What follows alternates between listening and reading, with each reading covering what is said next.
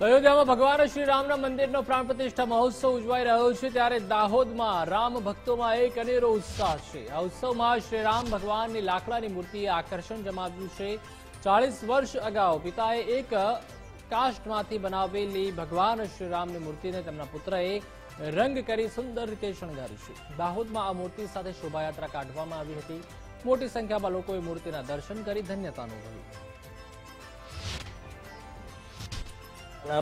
प्राण प्रतिष्ठा महोत्सव निमित्ते समग्र देश में राममय माहौल है। मारा फादर दिलीप देसाई हस्ते पण 40 वर्ष पहला आ एक मूर्ति कंडारवामां आवी हती।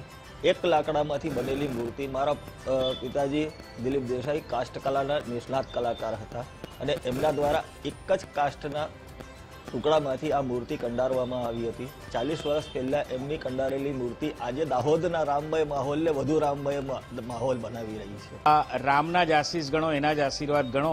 एक चेलेन्ज उपाड़ी अंकुरभाईए अने मात्र एक ज दिवसमां आ एक ज काष्ठमांथी निर्माण पामेली रामजीनी प्रतिमाए स्वयं लोकोनी वच्चे जई अने जे आशीर्वाद प्राप्त कराव्या।